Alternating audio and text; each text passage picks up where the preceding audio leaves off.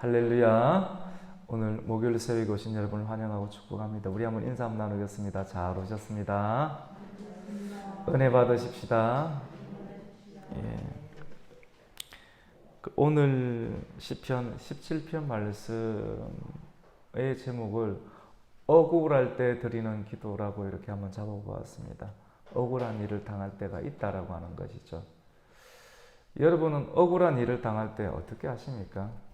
왜 억울한 일을 당하죠? 나는 바르게 했는데 바르게 한 것에 대해서 바르게 한 대가를 받지 못하게 될 때 사람의 마음은 억울함을 가질 수가 있습니다. 그 억울함을 반드시 느끼게 되는 그런 경우가 있다고 하는 것이죠. 우리 성도는 하나님을 따라가지 않습니까? 하나님의 말씀을 듣고 사람마다 듣는 것이 있는데 주님의 말씀을 듣고 이 정보 저 정보 따라가지 아니하고 주님의 말씀을 듣고 이렇게 따라가면서 그 하나님 말씀 안에 있는 가치를 동의하게 되겠잖아요. 아, 그 말이 참으로 옳다. 옳다 하는 것을 지성으로 동의하게 되고 우리의 생각이 하나님 말씀을 들음으로 지적인 찬동이 일어나잖아요. 아, 그렇지, 옳다라고 하면 그 하나님 말씀 지적인 찬동이 우리의 감성에 영향을 미치게 됩니다. 감정 가운데.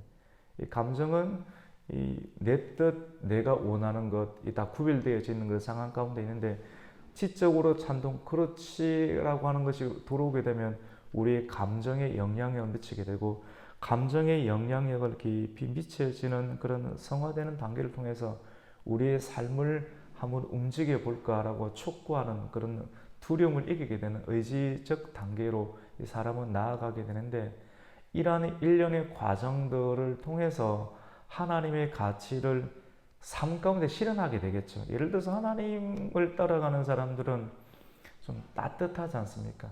겸손하고 자기를 주장하는 형태들보다는 들어주고 또 겸손한 태도를 애를 쓰지 않습니까?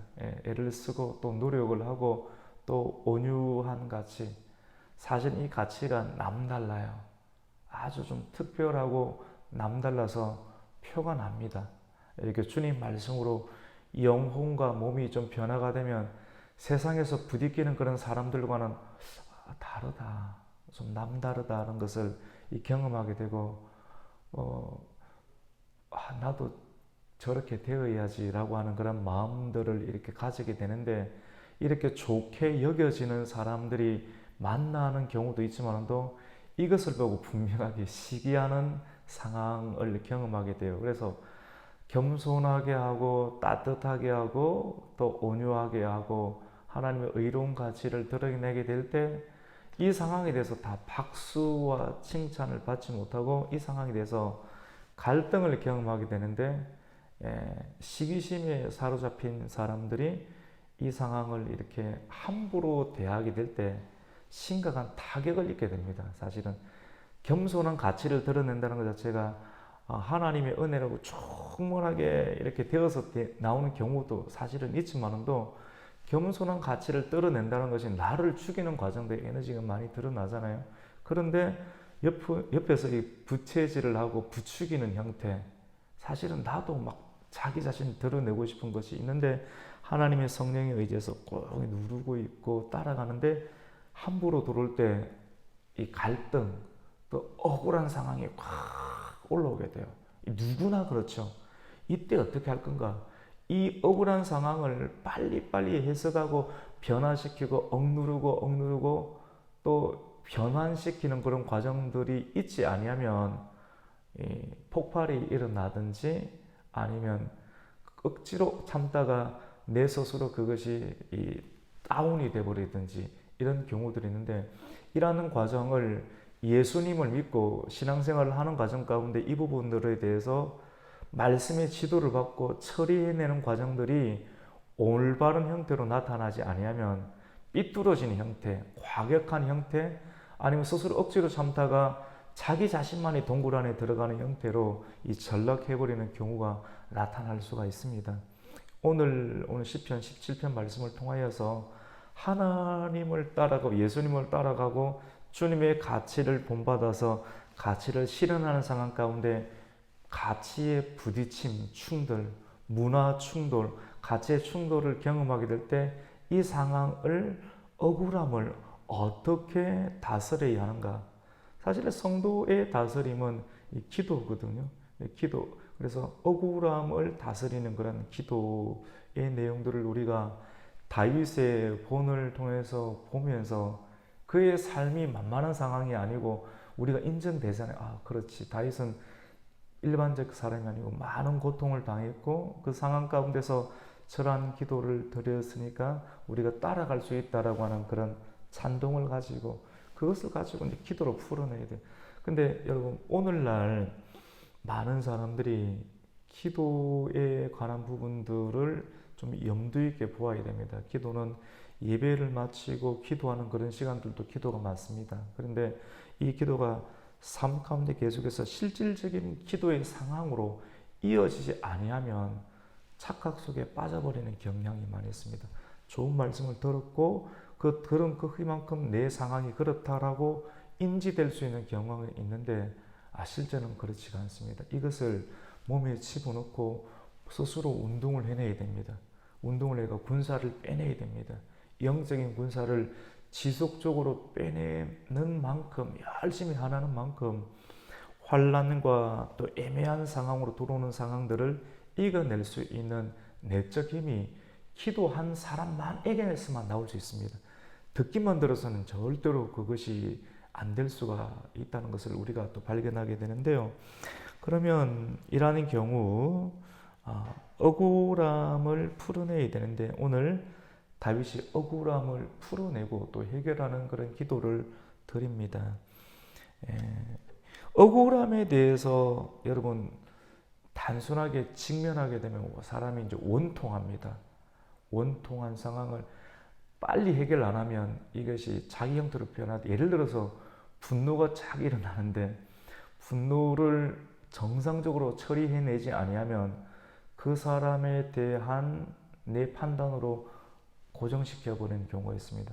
그러면 이 상황으로 사람을 대하기 때문에 상대방은 느끼게 되겠죠. 관계는 단절되게 되고 그렇지, 그러면 그렇지 라고 하는 형태로 계속해서 방문하고 문을 닫고 하는 그런 형태로 변화되게 되는데 분노를 빨리 조정하고 또 처리해야 되는 것처럼 우리가 영적인 그런 지식을 가지고 분노가 이럴 때 우리는 새벽기도 정도 나올 수 있는 수준이 되면 빨리 그걸 처리해내는 그런 마음들을 가지고 조정을 하지 않습니까? 그것과 마찬가지로 억울함을 당할 때 나타나게 되는 그런 원통함, 이 원통함을 빨리 해결을 해야 돼. 그걸 빨리 해결해내서 중성적인 단계로 만들어 놓아야지만이 내가 하나님의 가치를 붙잡고 나아가는 그 일들에 관해서 멈추지 아니하고 지속적으로 그리고 계속해서 점진적으로 주님의 뜻을 쫓아갈 수가 있어요. 여기서 멈춰버리면 많은 것이 이제 멈춰버리게 되고 발전과 성숙함이 사라지게 되는 것이죠. 오늘 시인은 억울한 상황을 허락하신 하나님을 생각합니다. 많은 경우 세상적인 용어로 내공이 적은 사람들은 자기의 인내가 적은 사람들은 억울한 상황이 들어오게 되면 이 상황이 그 상황에 대해서 집중합니다. 상대편에 대해서 집중 그릇이 작게 되면 상대편에 대해서 집중하여서 진짜 너무하다 라고 하는 형태로 이 규정을 짓게 되면 주사 바늘을 하나님께 좀 더 밀어 넣고 싶은데 밀어 넣으면 터져버리니까 더 밀어 넣을 수 없는 한계가 되는 거예요. 그래서 억울함이 있으면 있을수록 어떻게 생각을 하면 한번 들어보세요. 하나님이 나를 믿어주시는구나. 하나님이 나를 만들기 위해서 믿어주셔서 저 사람을 내 앞에 배치해 두었구나. 그래서 자기가 버틸 만큼의 한계를 잘 한번 살펴봐야 됩니다. 하나님이 거기만큼. 그래서 사랑은 무작정 참으면 터져버리고 오래 참는 것인데 내가 얼만큼 하나님 이 상황을 내가 인내하며 받아들일 수 있는 거기를 잘 살피고 그때를 분별하는 지혜들을 가지고 그만큼 이렇게 하게 되면 그 사람 너머에 있는 배치해 두고 있는 하나님 또 나를 연마하기 위해서 부싯돌로 사용하는 그 상대편에 대해서 축복하면서 그 상황을 잘 지나갈 수가 있겠죠. 오늘 그 말씀 가운데 서려 있게 되는데, 오늘 첫 번째로는 억울함을 극복하기 위한 기도를 드리는데, 언어에 대해서 계속해서 말씀을 드리지 않습니까? 언어. 내가 불이한 대우를 받게 될 때 나는 열심히 하는데 내가 원하는 크기만큼 상대편이 알아주지 아니할 때 속은 다 상하게 되는데요. 그 상함에 대해서 반응하는 우리의 언어를 어느 정도 일정한 수준에서 올려놓고 기도하는 것이 굉장히 중요합니다. 첫 번째로는 저는 이렇게 단어를 한번 정리해 봤는데, 하나님의 의로 단련되기를 기도합니다. 하나님의 의. 저는 오늘 이 내용들을 하나님의 의로 단련되기를 기도한다라고 이렇게 풀었어요. 우리 1절, 2절, 한번 3절 한번 이렇게 읽어볼까요? 1절은 제가 읽어볼게요. 하나님의 의의 호소. 자기가 하나님의 의를 쫓아가면서 내가 지금 드리는 것도 의의 호소다라고 어느 정도 자신 있어 할 수 있는 정도로 자기를 만들어 드리죠. 그래서 의의 호소를 들으소서, 나의 울부짖음에 주의하소서, 거짓되지 아니하는 입술, 자기 자신의 현재의 입술이 거짓되지 아니한다라고 하나님 앞에 끄집어낼 수 있을 만큼의 상황으로 정돈시켜 놓습니다. 그리고 나의 기도에 귀를 기울이소서. 우리 2절과 3절을 한번 읽어볼게요. 2절과 3절을 읽습니다. 시작. 주께서 나를 판단하시며 주의 눈으로 공평함을 살피소서. 주께서 내 마음을 시험하시고 밤에 내게 오시어서 나를 감찰하셨으나 흠을 찾지 못하셨사오니 내가 결심하고 입으로 범죄하지 아니하리이다. 시는 좀 깊이 묵상을 해야 돼요. 그냥 한 번 듣고 그냥 탁탁 와닿지는 않은데, 그래서 깊이. 그래서 고난을 많이 당하신 분들은 고난 속에서 버텨냈던 그런 깊이가 있으니까 시를 읽어도 빨리빨리 와닿겠죠. 보통 20대, 30대는 시편이 안 와닿아요. 한 50대, 60대, 왜냐면 고난에 봉착해 있는 상황이니까 자녀도 키우고, 자녀들 속에서 또 가정생활 속에서, 직장생활 속에서 양 사이드에서 압박이 많이 더 어깨가 많이 짓눌리고, 이런 상황 속에서 시편이 부딪혀요. 시편이 부딪히고, 그 말씀 속에서 시인은 어떻게 견뎠을까? 단순히 심리학 강의 들으면 좋은데 콜라하고 똑같지 않습니까? 몇 번 듣고 해결이 다 안 되고.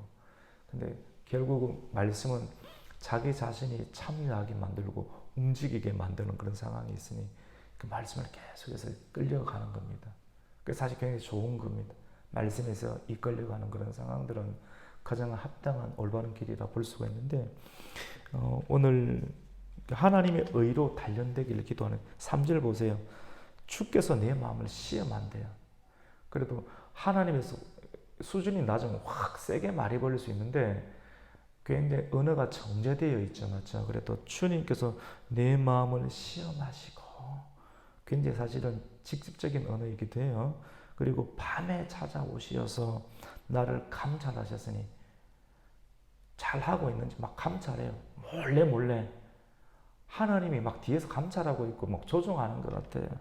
그러나 하나님 나에게서 흠을 찾고 있지 못하시죠.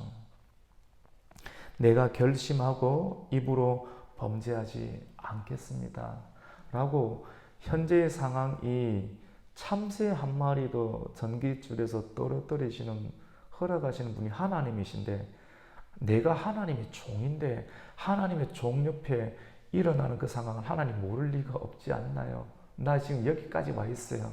내 의로운 호소에 주님 알고 계시죠. 그런데 내가 입으로 함부로 말하지 아니하고 주님께서 이 상황을 통해서 나를 단련하고 연마시키셔서 하나님의 그 너머의 뜻이 있는 것 압니다. 그러니까 네가 좀 알아듣네.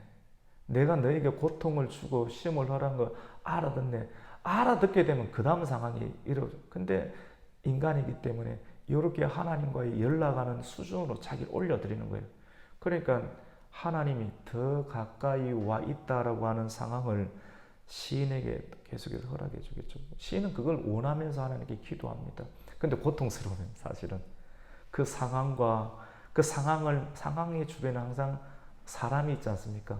상황과 사람, 그것을 두고 의를 쫓아가는 사람의 입장에서는 그 상황이 악한 상황이고, 그리고 악한 상황의 중심 가운데는 악인이겠죠. 생명의 위협을 경험하는 거예요. 그 상황 속에서 하나씩 하나씩 점차적으로 자기가 토해내고 싶은 중심의 상황들을 이야기를 합니다. 그래서 지금 의인의 기도에는 지금까지 삶에서 이런 상황이 있지만 내가 범죄하지 않았고 생각과 말과 행동 가운데 계속 말씀을 따라가기 때문에 내가 하나님 넘어서지 않았습니다. 주님 알고 계시죠? 이렇게 기도를 하는 거거든요. 최소한 주님을 따라가면서 버텨내는, 하나님 앞에서 울고 하나님 안에서 오는 버텨내는 그 상황이 있을 때 하나님께 그 억울함을 풀어내는 그런 기도를 만약에 그런 상황이 아니면 이런 기도가 대면할 수 있는 조건이 전혀 안 받쳐지지 않겠습니까?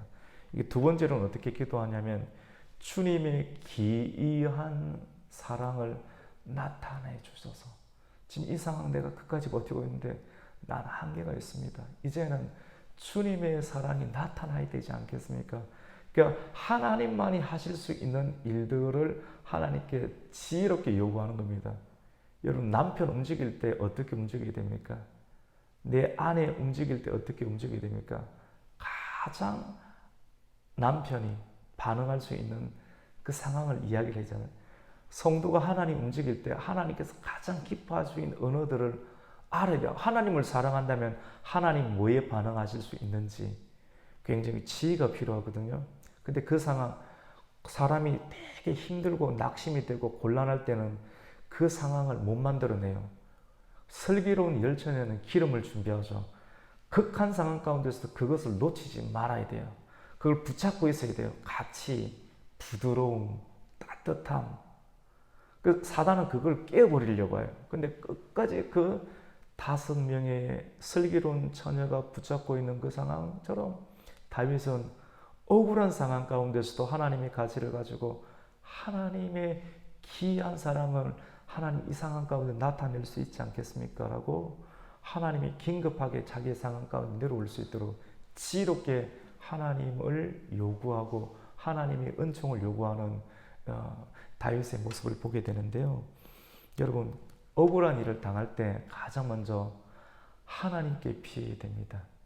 다른 사람 찾아가지 말고 하나님께 피해야 되고, 또 하나님의 집을 찾아야 되고, 하나님께 피했으면 하나님과 빨리 연락을 취해야 됩니다. 빨리 하나님께 연락을 취하고 하나님께 입술을 열어서 기도하는 것. 여러분, 입술을 열어서 기도하는 것은 굉장히 중요합니다. 그냥 가만히 있는 게 편하거든요, 사실은. 근데 예를 들어서 이제 새벽 기도를 마치고 입술을 열어서 크게 대성통곡 안 하더라도 입술을 여는 것이 굉장히 중요합니다. 자기 체면이 안 빠질 수 있어요. 그리고 입술을 열어서 하면 자기가 기도할 수 있어요. 자기 기도 소리가 자기 귀에 들리게 해서 언어로 만들어내는 기도를 통해서 내 영혼이 그 언어에 의해서 따라갈 수 있도록 내가 순종을 하는 것입니다. 기도라는 것. 영적인 논리거든요. 그래서 내가 지금까지 동의한 하나님 말씀을 듣고 그 말씀이 동의된 만큼 사람은 말하게끔 되어 있습니다. 말한 만큼 사람이 기도할 수 있고, 기도하는 그만큼 사람이 행동이 그 기도 위에서 변화될 수 있는 상황이 만들어지기 때문에 기도는 매우 실제적인 것이죠. 그래서 하나님께 이제는 기도라고 요청을 하는데 어떻게 하는가 하면 매우 지혜로운데요. 하나님은 주님께 피하는 자들을 그 일어나 치는 자들에게서 건지시는 분이십니다. 라고 하나님 막 움직이십니다. 그래서 어떻게 하냐면 하나님의 보호하심은 성경 가운데 보면 중요한 3가지 단어가 나오는데 주님의 의로운 오른손, 그 이사야 41장 10절에도 하나님의 의로운 오른손, 두려워하지 말라, 놀라지 말라, 내가 너와 함께 하느니라. 그래서 내가 하나님의 의로운 오른손 안에 있음을 우리가 발견하게 되는 그런 기도를 드리게 되는데, 같이 봅시다. 하나님의 오른손. 그 하나님의 오른손은 능력이잖아요. 두 번째로는 어떻게 나면 같이 봅시다. 눈동자. 여러분, 뭐가 들어오면 눈동자가 눈을 보호하죠. 들어오는 걸 굉장히 빠르게 보호하죠. 그 하나님 눈동자같이 악인의 손에서 나를 보호해달라고. 그리고 세 번째로는 주의 날개, 독수리 비유하지 않습니까? 주를 앙모하는 자의 독수리의 날개, 그 강력한 창공을 지배하는 독수리가 새끼를 품듯이 주의 날개로 나를 품어달라고. 이러한 세상에 하나님의 영광이 임재해 있는 그 단어들을 끄집어내어서 하나님은 이런 분이지 않습니까? 이렇게 마음에 맞는 기도를 하잖아요. 하나님이 손살같이 독수리처럼 날아오고 눈동자처럼 자기 자녀들을 보호하시고 능력의 오른손으로 자기를 보호하실 수 있는 분임을 고백해 드리니까, 여러분, 고백은 굉장히 중요해요. 그리고 하나님께 기도하는 만큼 가정생활이 윤택한 사람 고백을 잘해요. 하나님을 아는 만큼 가정을 윤택시켜야 되거든요. 고백. 계속 고백해야 돼요. 당신 사랑해요. 사랑은 끝이 없습니다. 계속 고백해야 돼요. 계속 고백해줘. 돈독하게 하나님과의 관계, 부부와의 관계, 돈독하게 계속해서 주님께 나아갈수록 이걸 깨려고 하는 사단의 세력이 있어요. 원통함에 부채질하는 상황이 있는데 여러분, 오늘 말씀을 통해서 지혜를 얻으셔야 돼요. 지속적으로 하나님과의 관계 가운데 사랑, 그 사랑이 사람을 녹입니다. 지금까지 못 녹였는데 사랑은 어제 고백의 신앙, 임마누엘의 신앙, 맨 끝에 뭡니까? 부활의 신앙. 고백을 계속하세요. 주님께 고백하듯이 나는 주님께는 고백하겠는데 내 남편에는 고백 못하겠다. 많이 있죠. 고린도전서에서 그건 아니다라고 하지 않습니까? 진짜 신앙은 고백의 신앙을 통해서 내 눈에 합당하니까 고백하는 정도는 누구나 다 할 수 있는 일인데, 그럼에도 불구하고 내가 고백을 하는 진심의 단계로 들어갈 때 그 고백은 장벽을 무너뜨립니다. 그래서 그 장벽은 나와 이 친밀한 관계뿐만 아니라 이 영혼까지 어디로? 주님께 끌어다 놓을 수 있는 단계까지. 이게 우리가 변화가 되어야 되지만이 가장 가까이 있는 사람은 변화시킬 수가 있겠죠. 이게 고백의 신앙인데, 오늘 이 말씀 눈동자같이, 그리고 주님의 오른손 주의 날개 아래 보호하십니다. 우리 7절과 8절을 한번 읽습니다. 시작. 주께 피하는 자들을 그 일어나 치는 자들에게서 오른손으로 구원하시는 주여, 주의 귀한 사랑을 나타내소서. 나를 눈동자같이 지키시고 주의 날개 그늘 아래 감추사. 이게 짤막한 단어이지만 어마어마한 세월의 깊이, 고통의 깊이 속에서 주님의 의를 붙잡으면서 하니까 주님이 다윗의 한 올 한 올에 신경을 쓸 수밖에 없죠. 이렇게 쫙 계속 주님의 눈이 가고. 마지막은요, 어떻게 억울할 때는 어떻게 기도하는가 기억나시나요? 처음에는 하나님의 의로 단련되기를 기도하는, 그리고 두 번째로는 주의 귀한 사랑을 이제 나타내달라고. 세 번째로는 이제 하나님의 이제 심판에 가는 부분인데요. 나는 한계가 있지 않습니까?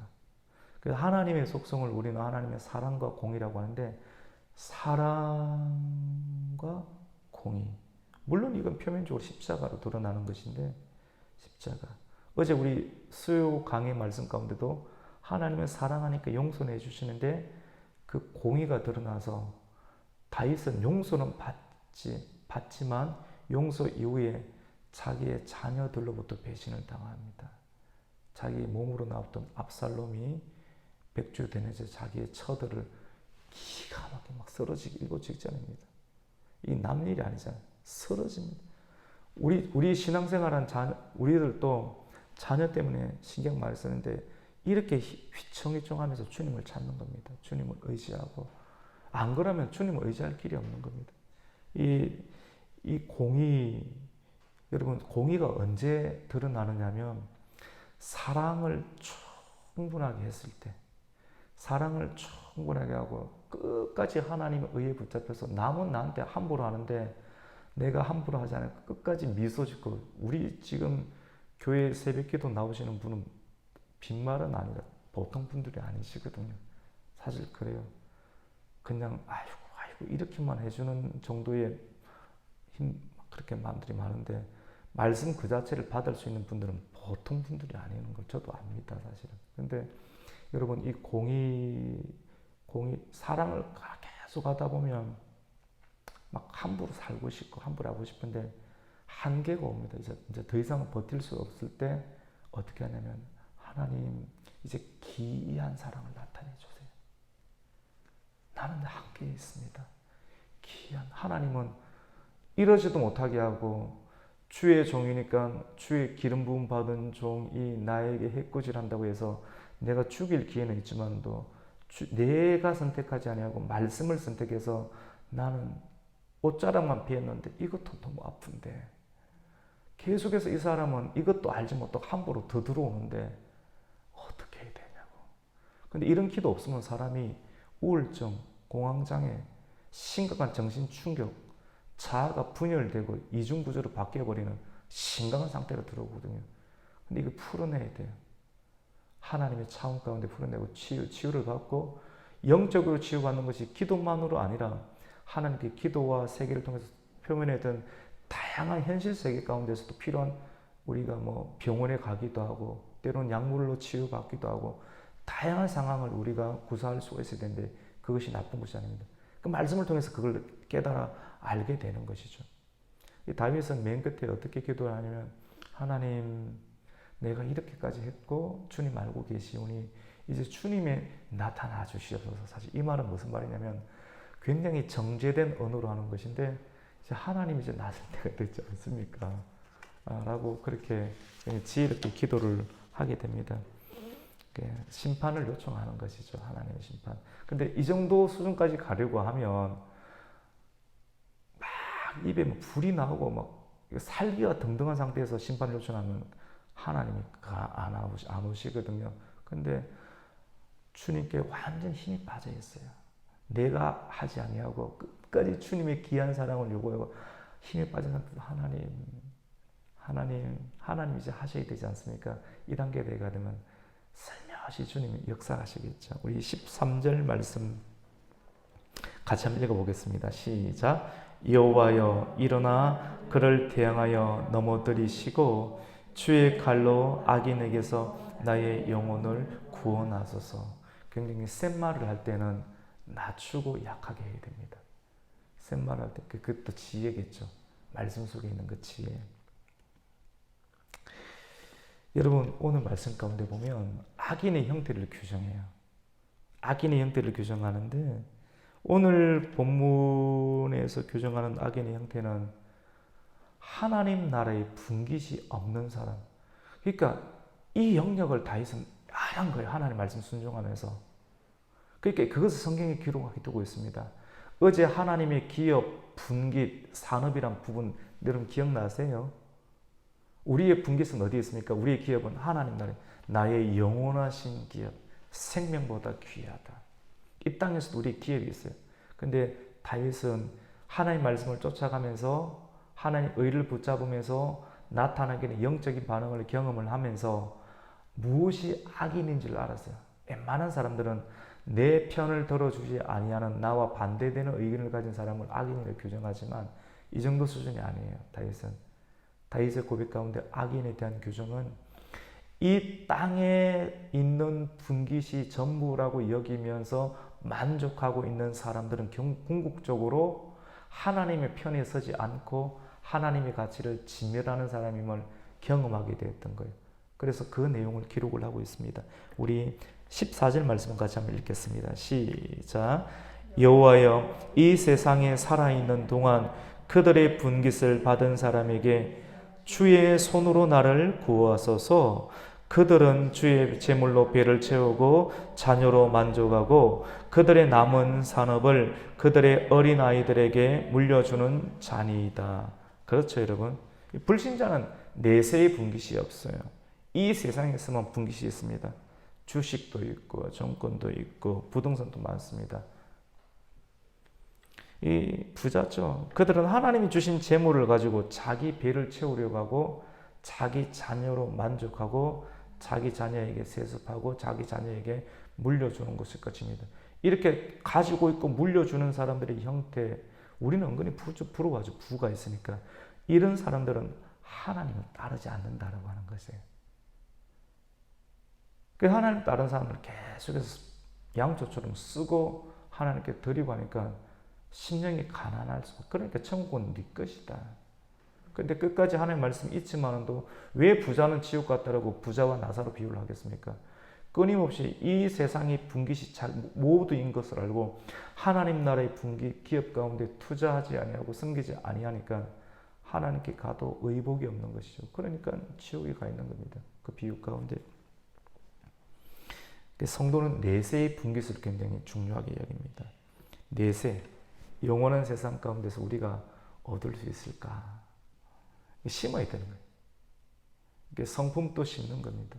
막 말하고 싶죠. 내가 드러나고 싶죠. 그러하면 드러나지는데 우선 자기를 드러내면 사람 안 붙습니다. 요즘 보통 사람들 아닙니다. 교인들도. 그러니까 말씀 따라가야 돼 무조건. 말씀 따라가면 가치를 인정받는데 교회 와서 대접받으려고 하면 안 해줍니다. 보통 분들은 아닙니다. 그래서 정상적이거든요. 그 말씀 따라가는 게 가장 좋습니다.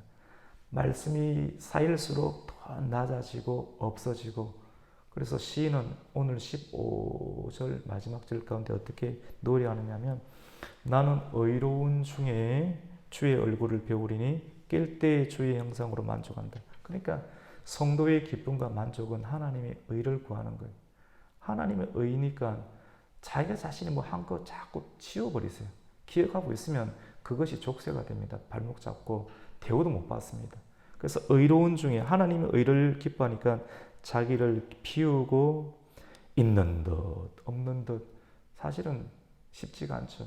근데 그걸 해내면 사람들이 다 합니다. 내가 남을 알듯이. 그래서 사람이 세워줍니다. 오히려 있는 듯 없는 듯. 두 번째로는 주의 얼굴을 기뻐하는 것. 늘 기도의 자세. 하나님 얼굴 뵙고 기도하고 낮아지고 깰 때의 주의 형상으로 만족한다. 아침에도 깨고 말씀 붙잡고 죽어서도 부활해. 내가 죽어서 깰 때도 하나님 부활의 신앙으로 하나님 우편에 있겠지요.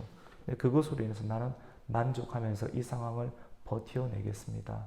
라고 마지막에, 처음에는 이래 쭉 이래 올라가다가 절정적인 순간에 나 아무것도 힘이 없으니까 주님 의로 임하소서, 맨 끝에는 하나님 이렇게 내가 주의 얼굴을 배웠고 깰 때 주의 형상으로 내가 만족합니다라고 언어가 정제되어 있는 상황으로 결정적인 상황, 위기의 상황, 환난의 상황을 하나님께 드릴 때 그게 믿음이지 않습니까?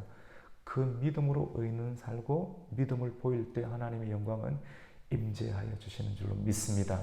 오늘 말씀 통해서 억울함을 풀어내는 기도, 억울함을 해결하는 기도, 오늘 다윗의 본을 기억하면서 우리의 삶 가운데 또 투영을 시키고 또 그 발자취를 따라갈 수 있는 저와 우리 성도님들이 되시기를 예수님의 이름으로 축원합니다. 아멘. 하나님 감사.